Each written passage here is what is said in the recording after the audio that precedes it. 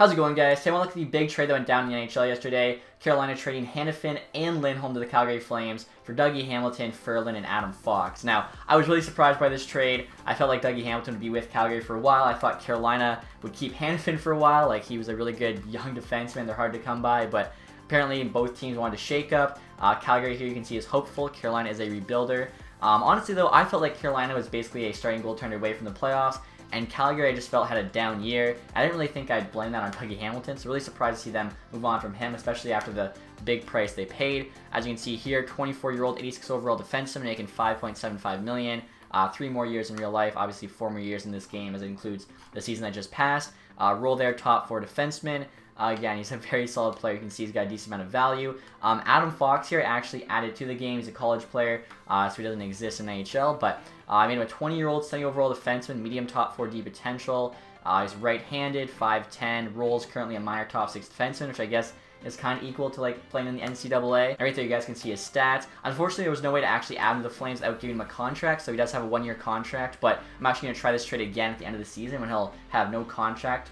Same with Hanifin and Lindholm to make it a bit more realistic. But yeah, right there are his stats. Another angle too with this trade I guess I can talk about right now, since I'm showing you guys Fox, a lot of people aren't mentioning, is that, you know, Adam Fox could walk away from Carolina. A lot of people are looking at this trade saying Carolina definitely got the better deal, as Hamilton's the better defenseman, Lindholm's the better forward, but then Adam Fox is looking like he's going to be a solid defenseman.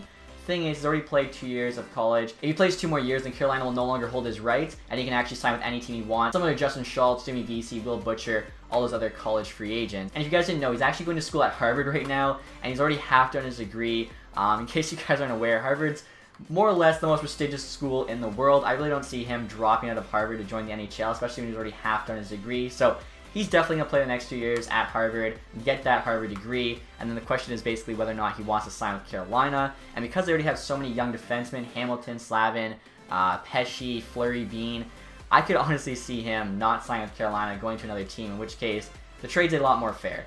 With Fox, if he does sign at Carolina, I think obviously they're the kind of clear-cut winners here. I believe Hamilton's better right now, but Hanifin has the higher ceiling, so it's, you know, kind of even. Lindholm, I think, is the better player than Ferland, both now and in the future. But then Fox is a very solid young defense, which I think, you know, gives the edge to Carolina in terms of like the value they're getting back. But again, if they don't get him signed, I think this trade is even, maybe even a win for Calgary. I think, you know, a lot of people aren't really considering that when looking at this trade. So right now I'll try this trade from Calgary's perspective. The value is actually about even here. We'll see what Carolina says. They want Fox, but trade is rejected. So, like I was saying, we're actually going to try something to the end of the season now. The players will grow a lot. Hanifin almost always grows this first year. So we'll see whether or not that affects this trade. Alright guys, so the season's now over. We're at the draft. We're going to try this trade again. A bunch of players have actually changed in rating. Dougie Hamilton's now an 88, so much higher there, and still has room to grow at 25. Adam Fox is 73, and then Ferland here stayed at 79. Hanifin also grew. He's now an 86, was an 84. And then Lindholm actually dropped, was an 82, now an 80. And pretty interesting too, obviously both those players need new contracts in real life. So in the game, Carolina gives Hanifin here a $5 million deal for 3 years.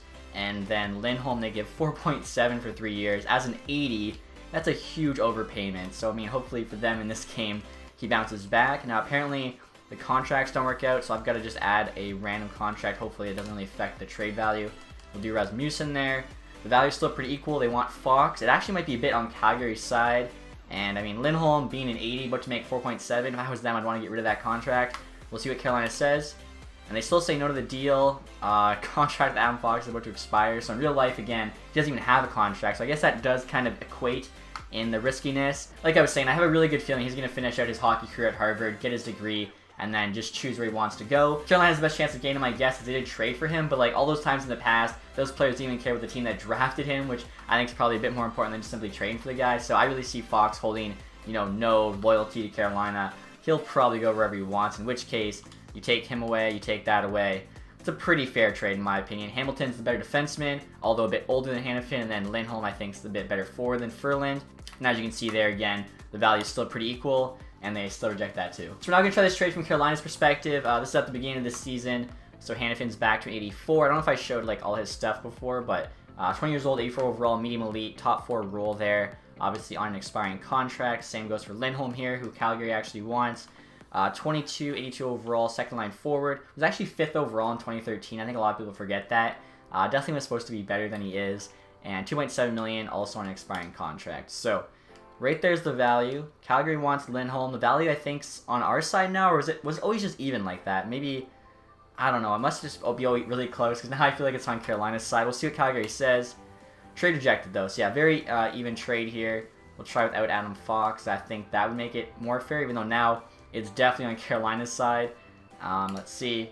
And Calgary does take it without Adam Fox. That's definitely interesting, as I feel like Carolina's not going to be getting Adam Fox, though in that case, Calgary actually wins this trade. So I just simmed through the season. We're now at the draft. As you can see here, Hanifin grew to an 86 again. Lindholm dropped again, this time only to an 81 at least, so not as bad. Plus, neither of them are extended, which may or may not help the trade, I'm not sure.